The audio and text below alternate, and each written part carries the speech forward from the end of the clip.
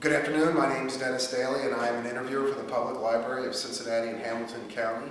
And today is October 27th, 2010, and we have the honor and the privilege of interviewing Mr. Bob Elfers here at the main library. Mr. Elfers, may I call you Bob? Yes, sure. Okay, Bob. Sure. We usually like to start the interview off just talking about where were you born? In Bethesda Hospital in Cincinnati. In Cincinnati? Yeah. And what part of town did you grow up in? What part of town what? Did you grow up in? Laughlin. Okay. Growing up in Laughlin, you would have been in the high school in the 30s, late 30s, and into the 40s. Yeah. Did you have any? Well, first of all, tell us about your family when you were growing up. Did you have brothers and sisters? No. I'm the Okay. only child. All right. Yeah. And so growing up in Laughlin, what kind of activities or hobbies did you have in high school? Oh, I did all the sports. Okay, you're into sports? Yeah, I was in all of them. I played basketball, football, baseball, track, all the works. That's back when baseball was the biggest sport. Yeah, well, I liked the others better, but I played a lot of baseball when I was a kid. So what year were you born? 1926. 1926. So you were in high school still. We always like to ask the veterans, what were you doing on December 7th, 1941? Do you remember what was going on that day? I was walking past a bar in Reading, going to my grandma's house, and I heard it on the radio. From the bar? Yeah. Oh, okay. Did you go inside to find out? No, what was I going wasn't on? inside. I just heard it okay. as I went past. What did you think at that point? Not a whole lot, I guess. I didn't realize just how big it was, you know. But And you would have been, what, 16 when that happened? mhm. So then you obviously knew at that point, though, we were at war. Mhm. And did you think immediately that you would be going into the service as your... I don't think I thought of it immediately, since I was only 16. couple of years off? Yeah. A lot of times, this is kind of interesting before we get into your service. Do you remember what it was like on the home front for those 2 years? Were there any special jobs that you had, or do you remember rationing or any of that kind of stuff before you went into the service? Yeah, I remember rationing. Yeah. That's about it. The only thing I can think of right now. But And that was like gasoline and... gasoline, and yeah. You would get, what, a booklet every month and you had a certain amount of stuff? Yeah. I was probably interested in that because I just turned 16. I was going to drive, so. Did that affect your being able to drive? No, not really. Okay. Not really. So then time was coming on. 42 was your graduating? 44. 44, okay. What happened after graduating high school until you got into the service? I turned 18 in April, and I decided before that I had tried to get into the Navy program, the Air Corps, Navy Air Corps, and I passed the test, but then they closed it up, so I couldn't get into that. So I went to the Air Corps, tried to get into that, and they said I couldn't pass because of my nose, that I wouldn't be able to breathe at high altitudes. And so that left the Navy. Well, I was going to go to Ohio State to play football, and coach took me up, but they said, well, just come on up and join the ROTC. Well, I kind of pondered that a little bit, and I didn't do it. And came back home, and I decided everybody else was going in service. I might as well go in the Navy. So I joined the Navy. And you had no problems getting your choice at that point? So you joined up before you got a draft notice? Yeah. Okay. Yeah. Yeah, that's interesting. Now, the day after I graduated high school, the next morning, I had to be down at the depot at 5 o'clock in the Oh, morning. really? Yeah, That soon, you had to ship out. yeah, And you were shipping out to Great Lakes, I assume? yes, yes, Okay. yes. Yeah, it's interesting that you bring that up about you were a scholarship football player. How different the times were than today. Oh, You yeah. think about everybody was just pulling for one thing, and you think about all the professional athletes that went into the service. It really was the most important thing that was going on at that time. Mm-hmm. So you went to Great Lakes. You left from Union Terminal. Mm-hmm. And what was that like? I like to always ask people, do you remember, were there a lot of servicemen and Yeah. families? Yeah, there were. Just bustling? Mm-hmm. Oh, yeah. And you were just 18 years old, heading off to Great Lakes. Were you nervous at that point, or? I guess I was to a certain extent. I had my girlfriend and my parents were there, and but I think I was a little bit upset. Not upset, just anticipation. Sure. Yeah. So you went up for boot camp. Right. Tell us about boot camp. Well, it teaches you a lot of new things. I think I was in better shape when I was in boot camp than I ever was in my life because of all the exercise and all that stuff. I enjoyed it because of the people, the guys, but there was times when you wished you were someplace else. But that was part of the discipline. So. What kind of activities did you do at boot camp? Oh, God, I don't know. A little bit of everything. A lot of exercise, a lot of marching and stuff. I did get to go out to Great Lakes and on special duty to wash the bottoms of the sailboats that belonged to the officers of the Navy. Okay. And we were out there on the 4th of July to do that. And I've never been in colder water in my life. And we just laid on the dock and drank hot chocolate just to get warm. Wow, on the 4th of July. Yeah, on the 4th of July. I was going to say you were lucky you were up there in the summertime, but I guess that really doesn't matter. Well, not for that duty anyway. Yeah. Yeah. Being in the Navy, I'm sure there are some differences between Army boot camp and Navy boot camp. Did you have a lot of stuff with swimming and being in the water and that kind of stuff? Mm-hmm. Oh, yeah. Yeah. Were there any recruits that didn't know how to swim? Do you remember that? Oh, I'm sure there were some, but I can't recall right now. But I remember one time we went for swimming, and it was in Chicago, I think, or near Chicago. And we came out, it was so cold out, that you take your towel and just straighten it out and put it up in the air and it'd freeze right in place. So it was pretty cool. Yeah. And so I think initially you were just in general boot camp for the Navy.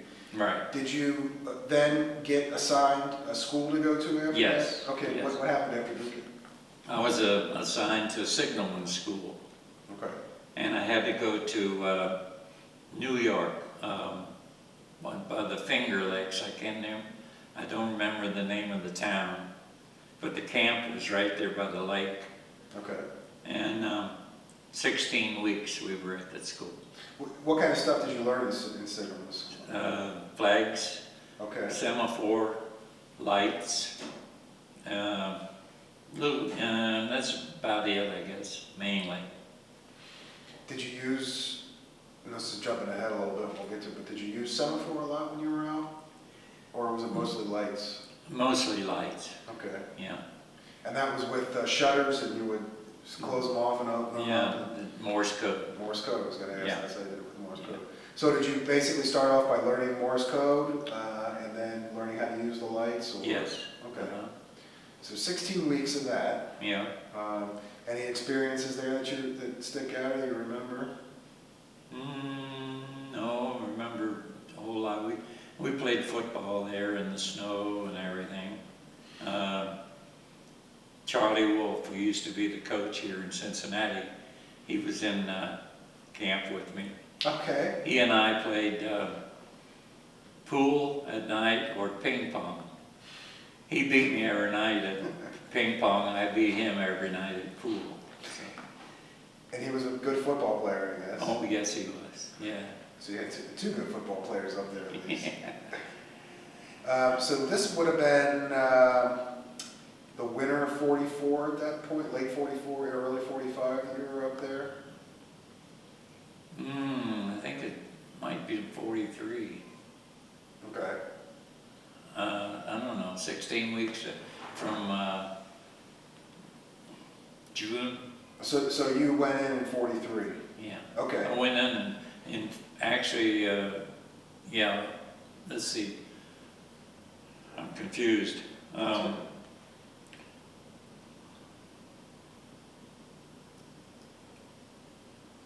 44, I graduated in 44. Okay. Now 16 weeks from that time, from June, so I don't know where they would be. So yeah, somewhere in late 44. Yeah.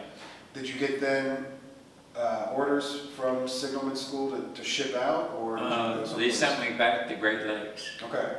for 4 weeks of merchant signaling. And that's different from regular? A little bit, Okay. yeah. And after that, then they sent me from Great Lakes to Mobile, Alabama. And I was to get a ship. And the ship wasn't ready, they were still building it. So we laid around for a couple of weeks waiting for them to finish. Then they put us on board. There was, I think, 24 Navy men, and the rest of them were Merchant Marine. Okay, so you were on a merchant ship. Yeah, it's called the Armed Guard. Absolutely, yeah. We've talked to some people from the Armed Guard before. Yeah. Kind of an overlooked part of the Navy. Took care of the guns. Absolutely. We very had a important. 3-inch gun on the bow and a 5-inch on the stern. And then we had 8, I think it was 8, maybe it was, yeah, I think it was 8 20 millimeters on the sides of the gun, of the plane, of the ship. And I was the signalman. And just to explain for anybody that's watching this, what the Armed Guard was, you were actually a Navy contingent assigned to a merchant ship that you guarded it against enemy attack. Right. So you were the sort of the muscle of the merchant ship. Yeah. So your general quarters, you didn't have anything to do with any of the guns. You were strictly a signalman on there?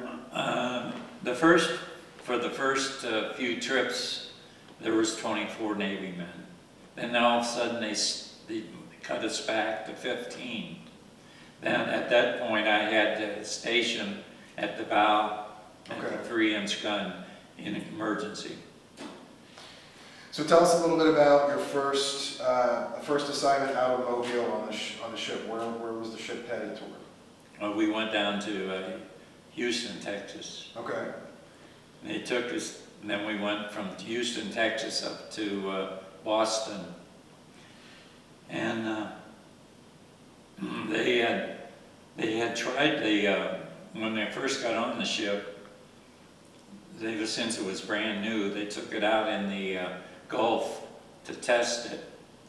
And they put it in full speed and then shoved it in reverse to see if it's hold up. And I slept through all that. I didn't even see that. But Didn't you anyway, feel it? that's what they did. That was the shakedown, huh? Yeah, yeah. So going from Houston to Boston, you went through the canal, right? Panama Canal? No, Oh, okay. no. Oh, you're right. You would have been on the east side. So you had to Yeah. go around Florida. Yeah, and then we come back from Boston, we went back to Baytown, Texas. Okay. And that's where they run it through a demagnetizing unit to take care of what kind of bones are they that they put in the water? The mines? Yeah, the mines. Okay. And that was to prevent any mines from blowing up the ship. So your ship actually got demagnetized. Yeah, So the mines would not be attracted to it. Yeah. That's Right. fascinating. yeah. Then from Baytown, we went back out to New York, Okay. and we joined a convoy to go to England. So the North Atlantic. So we went to England, and What was that like? What was it like being out there in the North Atlantic? the North Atlantic is always rough, lot of waves. It was different. And the British used to pick up the convoy at a certain point. Okay. And the first depth charge I ever heard was done by the British. And I'd like to leaped out of my pants because I'd never heard of depth charge before. And that they were dropping that because there was an enemy submarine in the area? Yeah, they had to be careful because the submarines would surface inside the convoy and use their deck guns. And they would drop depth charge at the drop of a hat. The British would. The Americans wouldn't do that. So. And the explosion was loud enough that It shook me up.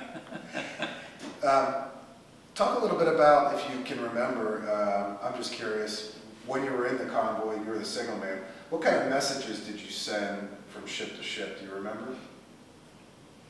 Not a whole lot, just the directions they wanted to do. They wanted to zigzag or something. They'd send us messages for it. Otherwise, it's just normal procedure. There wasn't anything different about it. So you got to England. There were there was an accident on the convoy.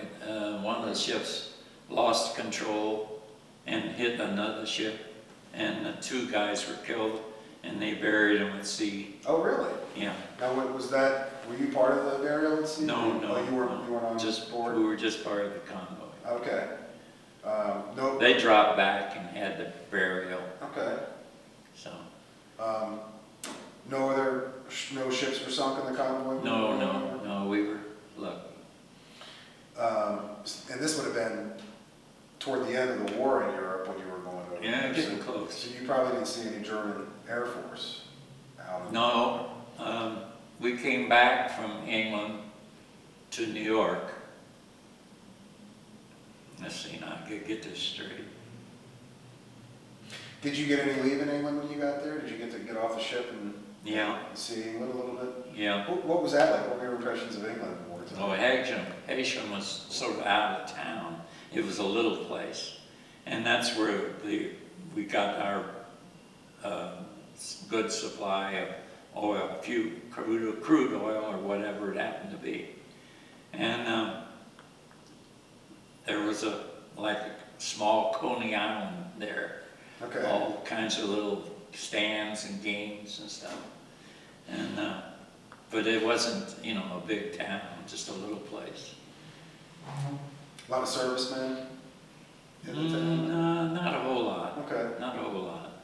But servicemen usually ended up in the bigger towns. While I'm thinking about this really quick, I don't know if you remember this or not, but this is something that I'm curious about. Was there any competition between the merchant marines and the Navy guys on the ship? Did you guys get along well, or? There was one problem, one time. Okay. We were, this is a little bit later, we were down in Aruba. This is when we came back from England. We went down to Aruba, and there was one young man on the ship who belonged to the merchant marine. All the Navy guys liked him real well. So one of the other merchant marine were picking on him, and it caused problems. And one of the Navy men drew his gun. That's not supposed to be. It's not supposed to happen, but he did anyway. And the Navy man drove him off the ship. We never saw him again. He went ashore, and that was it. We left him. But that was about the only time. That was a bad night in Aruba. Everybody was looped. I mean, the cook came back, and both eyes were shut, because the merchant marine didn't think he gave them enough food. Okay. So they picked on him, and they beat on him. So. Oh man. Yeah. So this merchant marine was put ashore, and Yeah. Well, Yeah, he grabbed his bag and took off. They never, Never saw him again. Okay, He probably caught a ship someplace else. probably, yeah.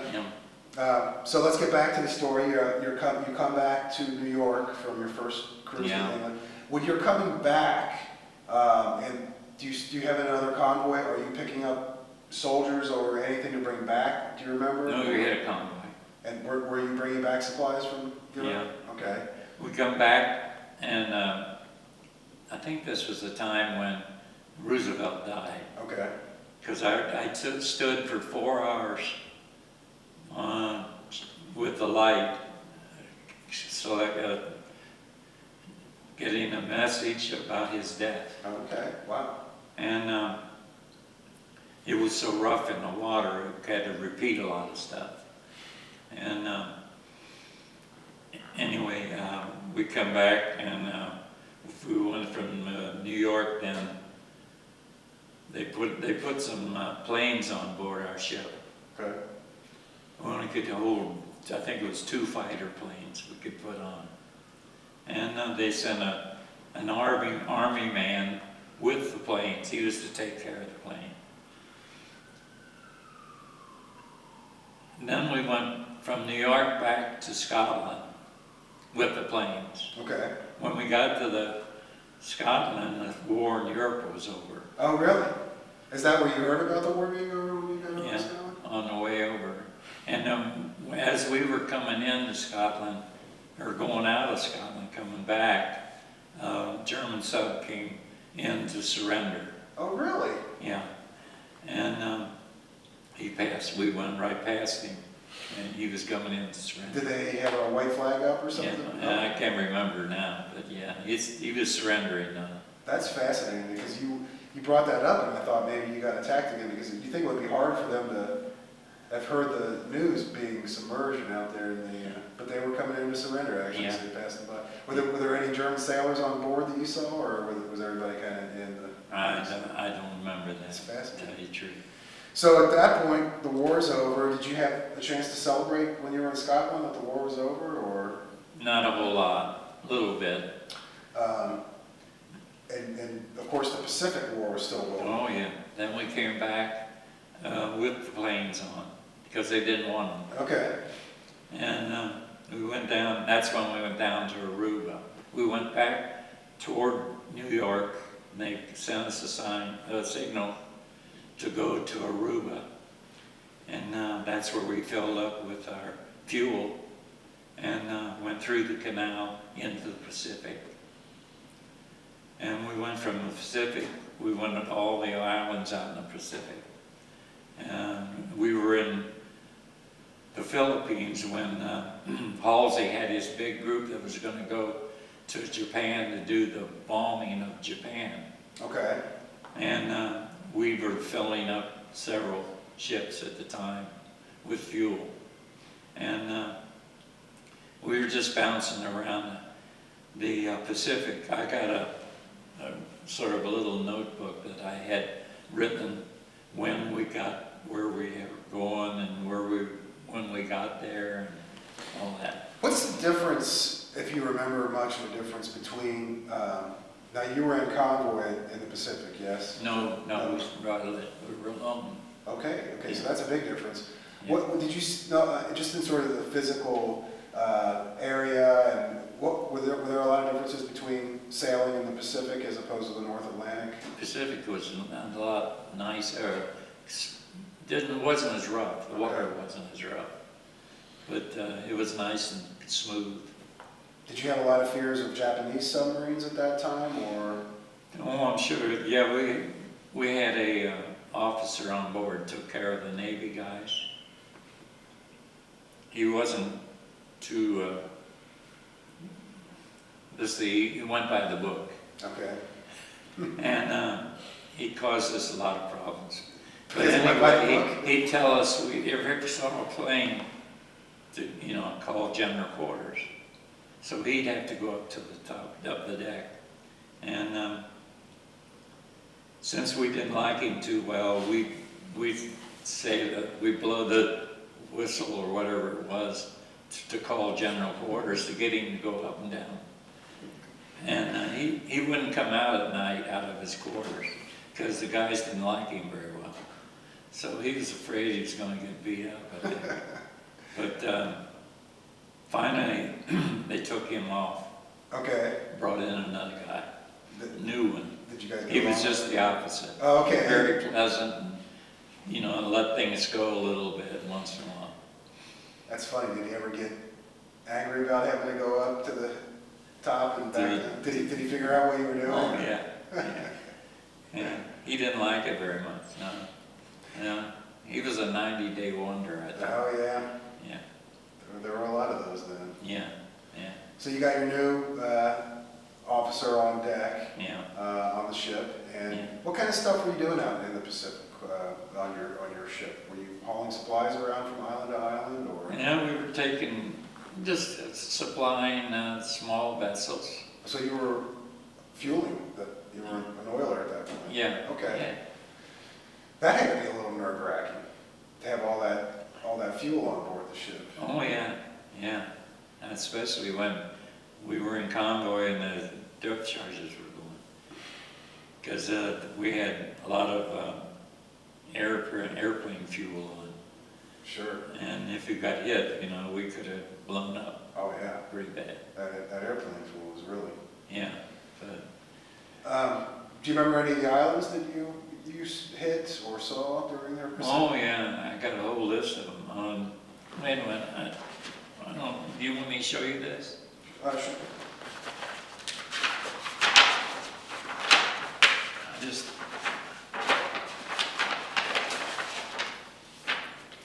Okay.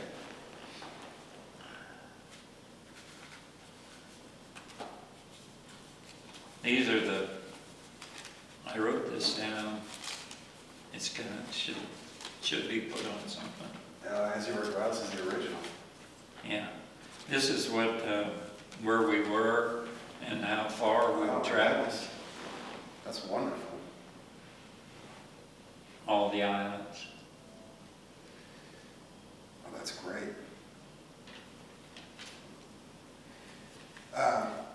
So the war was still going on when you were over there. Yeah. Uh, 45, we're talking the summer of 45, probably you were over in the Pacific. Yeah, we were floating around. We were in the Philippines. We were in all the way around to Bahrain in the Persian Gulf. Okay, wow. And we were ordered, when the war was over, we were ordered to dump all our ammunition in the ocean. Really? You know, we spent a whole day unloading ammunition into the Pacific. Backing up just a little bit, what do you remember hearing about the bombs being dropped and the war being over? Were you on board ship? Or Yeah. Did you also receive those messages? Yeah. As a signalman, were you? Okay. Yeah. I'm sure that was a great day for everybody. Oh, yeah. Yeah. Because everybody kind of, I'm sure, was nervous about being part of the invasion of Japan. Yeah, that's right. So you knew the war was over then, and they asked you to dump, almost immediately, dump all your ammunition? I don't know whether it was right away, but it was shortly after that. That's fascinating. It's just off of the Philippines. Were you ever told why they wanted you to do that, or was it? I guess they had to because of the agreement Okay, with the Japanese, all right. I guess. I'll bet you all that stuff's still at the bottom of the ocean. Yeah. Yeah. So then, what happened right after that? Were you still, in service? Yeah, and they sent me back. We went back to Panama. We were to Panama several times, and in and out, into the islands and back. And we went back to the Philippines, to the Panama, and they put me on a merchant ship, a Liberty ship, I think it was. Okay. And brought us up to the United States. And I think we came to, I don't know, it was New Orleans or someplace. And I got to go home for a couple of weeks. And then they went down, excuse me, when that was over, they sent me back to California and put me on I worked there for about a month, and they put me on a LSM, which is a landing craft.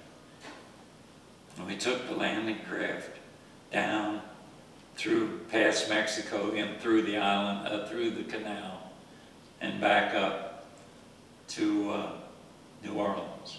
Okay. And then we parked the landing craft on the St. Charles River or Lake Charles, and pulled it on the riverbank. There was a whole bunch of landing crafts there. They were trying to sell them. Oh, really? Yeah. They were trying to sell them to the public? Government was trying to sell them to companies to use as craft for along the you know, just light stuff. Sure. And like if you had something like fruit or bananas or something, and just to use coastal work. So they did that, and then I sit there for a couple months, I guess, on the river, and they finally sent me back to Great Lakes. Did you get a chance to get into New Orleans while you were there at all? Oh yes, we arrived there, didn't know it was Mardi Gras. We didn't even know it. Oh, really? I didn't. And we were wondering why all the people were there, you know, hanging out of the streetcars, and everybody's had a bottle in their hand. Oh, it hasn't changed. I've been there many times. It's one of my favorite cities. So. Yeah, but so we got our own bottle Sure. and joined in, you know. Hey, when you're in Rome, right? That's right. Going back just a little bit, I'm curious, what was the process for fueling a ship? What did you do? You pull up alongside of them?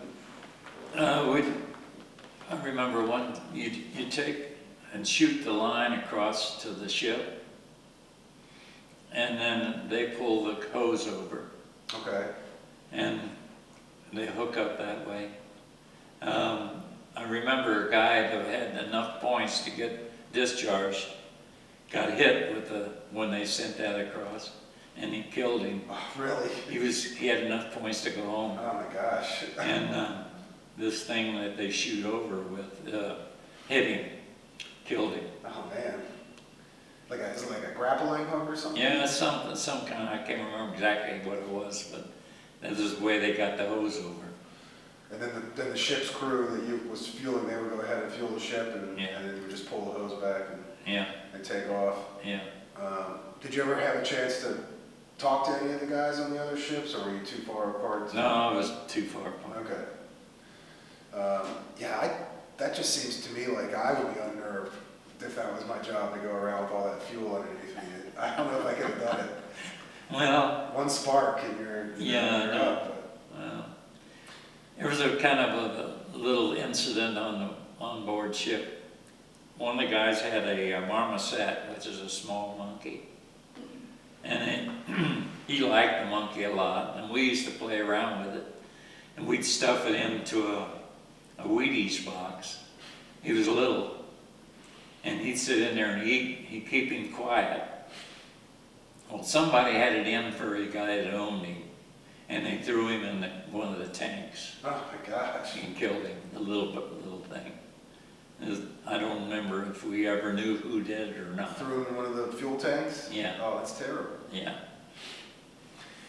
And what about smoking on board these ships? I know most people probably smoked back then. Was there any kind of restriction on smoking when you were on? I mean, obviously, you I don't smoke when you fuel. I'm sure I was smoking at the time, but I don't remember. I think we smoked. I don't remember what the restrictions were. I would probably guess not during fueling. Yeah. Or at night. So you're in New Orleans now. You said you went then back to Great Lakes after New Orleans. Mm-hmm. Now, was that just to get discharged, or did you still have some service time? Get discharged. Okay. So you got up there, you got discharged. Got discharged in May of '46. May of '46. Okay, so almost a year after the whole war is over. Yeah. And that's a good question. There's a lot of the men and women that we've interviewed who kind of came home right after the war was over, and there were a lot of parades and all that kind of stuff. What was it like coming back that late? Was it sort of just quiet? There wasn't much anything like that going on, or? Well, in Laughlin and Reading, where I lived, they always have a parade at Memorial Day. And they talked me and my brother-in-law, he was in the Coast Guard, talked us into carrying the flag in the parade. Okay. And I do remember that. That was right after you got home then? Yeah. Right in 46? Yeah. So you came home, and I'm sure the Navy said, good luck, and gave you, did they give you trade fair? They wanted me to re-enlist, of course. Okay. They always do that. They offered you promotion? No, I don't recall one. I do remember they were going to take care of one of my teeth. And they said, if you stick around a couple of weeks, we'll take care of it. I said, just forget it, I'm going home. I can take care of this myself. Yeah. So you took the train back from Chicago, I'm assuming. Yeah. Back in, The old Whitcomb Riley, yeah. back to your girlfriend and parents. Were they Yeah. waiting for you when you got back? Yeah, oh yeah. So there you are. And what was your next move after you got out of the service? Did you go back to school on the GI Bill? Yeah, I went in the summer to summer school in Miami. Okay. And I took 2 courses. I took algebra, I don't know why I did this, algebra and drawing, because I like to draw. And I spent the summer in Miami. And I was sitting on the campus doing a drawing of the library. This is for the drawing class. And the teacher come up and said to me, oh, that'll help you in your architecture. At that point, I didn't even think about architecture. So I switched over to architecture. Okay. And went 5 years, I had to go 5, because that was what was required. At Miami? At Miami. And I graduated with a degree in architecture. Did you play football while you were there? My coach took me up there to see Sid Gilman. Sid was the coach at Miami at the Yeah. time? Okay. And I was kind of dumb. I didn't know you could skip class and go to football practice. And I was always late for football practice. So I kind of ended up not just dropping out of football. Okay. And went home, started playing Sunday football. Okay. And did that for a high school coach that I had. He volunteered to take this Sunday team too, besides the high school. So I played for him for 2 or 3 years, Sunday football. That's pretty good though. You got to be under Sid Gilman for Oh yeah, a little while. for a short time, Yeah, yeah. still. And then he came down to Cincinnati, right? Yeah. Yeah. Mhm. Before he went out to the AFL. Oh yeah. So that's great. You got your architecture degree from Miami, and were you married at this point when you I graduated? got married at the end of my freshman year at Okay. Miami. Yeah. And the GI Bill, for those who don't know, that was just a great thing for all the guys coming back. From Sure the was. You got tuition. You also got some money for expenses too, right? Oh yeah. And then if you had any kids, then you got more money. Okay. But we had our son while I was still at Miami. Okay. So you started a family. Yeah. Then what was your move into your career after that? What did you do next? I worked for different architects. I worked for different kinds of companies in the building business. And I had my degree and I had my license because I passed the license test. So I just kind of floated around between different offices and always thinking I like to paint and draw. So finally, when I decided I was going to give up on architecture, I kind of thought it was too political. I got out of architecture and I retired, and now I do watercolors and oil paintings. That's great. And drawings and stuff. That's it. Did you work your whole career in Cincinnati, or were you? Yes. Okay. Yes. And raised a family here? Yes, got a boy and a girl. Boy and a girl, that's great. Yeah. It's fantastic. The boy's a girls golf coach at Xavier, Okay. and my daughter's a nurse, and she lives in Michigan. Okay. Do you have any grandkids? Yeah, I've got 2 grandchildren. I've got 3 great-grandchildren. Oh, wow. 3 boys. Boys are great. Yeah. Looking back on your service, a lot of times I'll ask people, do you have any regrets from your service, or were you glad that you did it? No, I don't have any regret. I was glad to do it. I only regret that I didn't take advantage of the places I went to. I was not, I guess it was because I wasn't really happy about it, that I didn't have a camera to my name to take pictures of some of the places. Those are the only little regrets I had, that weren't too much. Well, that would have been against the rules anyway, correct? Oh, yeah. But I'm sure a lot of the guys had. Really, but I'm sure they had, yeah. What about, and this is something that a number of our Navy veterans in particular talked about. What about gambling on board ship? Was there a lot of that stuff going on, a lot of gambling? Well, especially on a merchant ship. The merchants, they made a lot more money in Merchant Marine. And they had a lot of big poker games. And we ended up playing pinochle, the guys, the Navy guys. We did pick one Navy guy out of our group to play in the poker game because he was pretty good at poker. So we put him in with the Merchant Marines in the poker How'd he game. do? And he did pretty good. Okay. And then there was another guy in the Merchant Marine that had all the equipment for gambling. When they pulled into to a port, all the merchant machine would get paid, Merchant Marine. He'd take their money before they got off the ship because he had all kinds of games on board. And that, now, your first naval officer, the guy that went by the book, Yeah. and this is a question I have, did he have command or control over the Merchant Marines, or did they have separate No. officers? They had separate. So they could do whatever they wanted to do, and That's right. that must have burned him up. That's I right. have to watch that. He had control of the Navy. Just That's the all. Navy guys. Yeah. Did the Merchant Marines have officers? Yeah, I think they did, but I can't remember what they were, who they were, or anything about Right. them. But yeah. What were some of the, you mentioned Aruba was one of the ports that you went to. Do you remember any other ports that stick out in your mind that you got to go on leave? Did you ever make it to the West Coast, San Francisco, or any of those towns? No. Okay. No, I went to San Diego for a couple months. I've heard that was a great Yeah. Navy city at the time. Yeah. I was surprised how cold it was at the time. Really? Yeah, it was cold. But no, I was about the only one. Hawaii? Did you guys ever stop? No, didn't get to Hawaii till after I was out of the service there.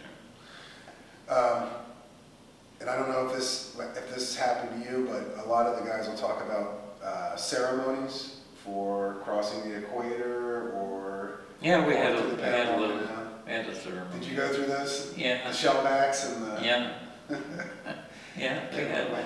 Cape Neptune, wasn't he involved in all Yeah, that? well, it wasn't quite as pronounced, I don't think, as it was on a Navy ship. This was a merchant ship. Okay. So only the Navy guys participated in that kind of stuff? Or? Yeah, yeah. It's just fascinating to me that you got along so well with the Merchant Marines. I'm surprised there wouldn't have been more trouble there. But. Well, no, we got along pretty good with them. There were incidents. Aruba was a sore point with the whole thing because they really got looped up that night. And the one big guy from Kentucky, he wouldn't come back to the ship unless they counted cadence. So he'd walk back by count, hip, hip, hip, you know. And another guy came back with a brand new hat. And he had tattoos from fingertips to wherever and gold teeth. And he came back with his brand new hat. And we're sitting high because we hadn't been loaded yet. And he drops his hat in the drink when he's trying to come aboard. And he'd been drinking, so he just dove in to get his hat. And he didn't have a way to get out. Between the ship and the dock? Yeah. And so we had to throw him a line and pull him out. Did he get his hat back? Huh? Do you remember if he got his hat back? Yeah, he got his hat back. Did you guys sleep in different parts of the ship from the Merchant Marines? Or were Yeah. Okay, Yeah. so everything was mess separate and everything? No, we ate with them. We had good food.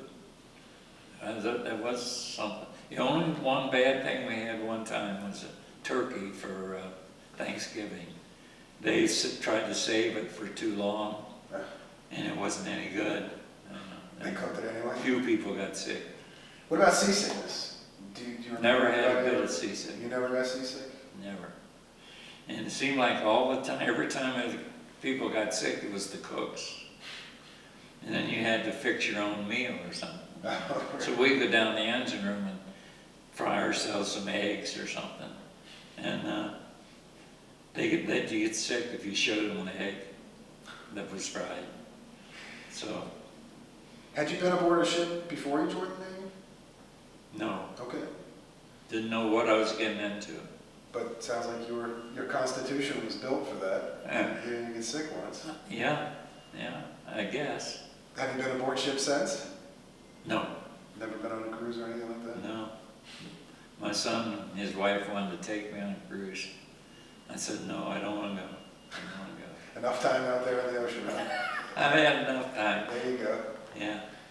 Well, fantastic. Do you have any other stories that you could think about that we haven't talked about, or anything you'd like to add to the interview? Can't think of anything right now.